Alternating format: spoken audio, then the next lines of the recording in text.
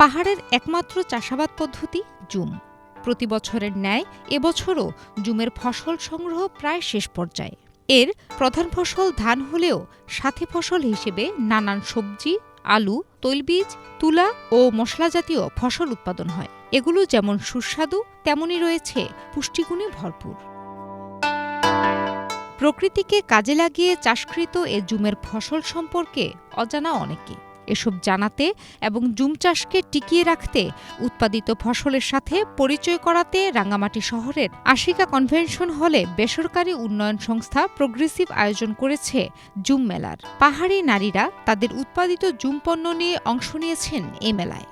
ঐতিহ্যবাহী জিনিস বিক্রি করার জন্য নিয়ে আসছি। প্রদর্শনীতে আমাদের জুমের জিনিসপত্র এগুলো আমরা চাকমা ভাষায় জুড়ো আলু বলি। তারপর এগুলা হচ্ছে বিনি চাল, তারপরে হরিণ বিনি নামে, তারপর এগুলা হচ্ছে লোকে বিনি চাল বলে। মিনি শিকেসবিজি চাল আর বিনি লঙ্গাপড়া মিনি চাল আনছি আমি এগুলো। ব্যতিক্রমী এ মেলায় জুমে উৎপাদিত পণ্যের সাথে পরিচিত হতে পেরে খুশি দর্শনার্থী ও আগত অতিথিরা। এটা হচ্ছে যে আমার অনেক ভালো লাগতেছে। আমাদের ঐতিহ্য চাকমাদের এটা হচ্ছে যে দুলো, আর এটা হচ্ছে যে এটা কি পেয়ারা। কত নিচে এটা 100 টাকা আর এটা 100 টাকা।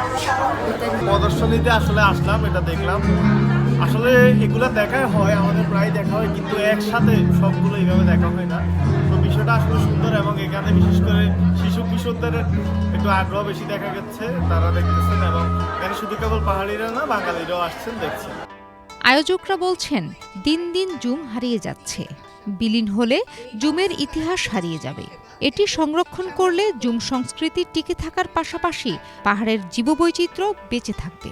প্রদর্শনী যেটা করেছি হলো আমাদের যে উদ্যোক্তারা কৃষিকাজ করে, জুম কাল্টিভেশন করে, এই সংস্কৃতির মাধ্যমে আমরা যে উৎপাদিত জিনিসগুলা হয় সেই উৎপাদিত জিনিসগুলা এখানে পরিচিতি আনার জন্য এবং সমতলের সাথে আমাদের জুমে যে ট্রেডিশনালি যে উৎপাদিত জিনিসগুলো হয় সেগুলো আমরা এখানে বন জঙ্গলে হয়, সেগুলো পরিচিতির জন্য আমরা আসলে এখানে প্রদর্শনী করতে যাচ্ছি। মানে খুবই ইউনিক কতগুলো জিনিস যেগুলো কোথাও পাবো না।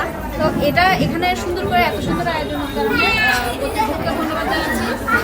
আর হচ্ছে আমার ইচ্ছা করছে এখান থেকে অনেক কিছু নিতে। আমি এটা সামনে যখন খোলা পরিসরে আরও করে হবে, আমার মনে হয় এটার অনেক বেশি গ্রাহক আসবে। প্লাস হচ্ছে পর্যটকদের জন্য, যারা বাইরে থেকে আসে ওদের জন্য এই ইউনিক জিনিসগুলো ওরা এটা আগ্রহ করে নিবে। পাহাড়ে সড়ক তৈরি করতে গিয়ে ধ্বংস হচ্ছে জুম চাষ। এর পরিবর্তে স্থান করে নিচ্ছে ফলজ বাগান। জুমের জমিতে গড়ে উঠছে পর্যটন কেন্দ্র। এই সংকট চলতে থাকলে পার্বত্য চট্টগ্রাম থেকে জুম নিশ্চিহ্ন হওয়ার শঙ্কা স্থানীয়দের। Bangla vision news desk.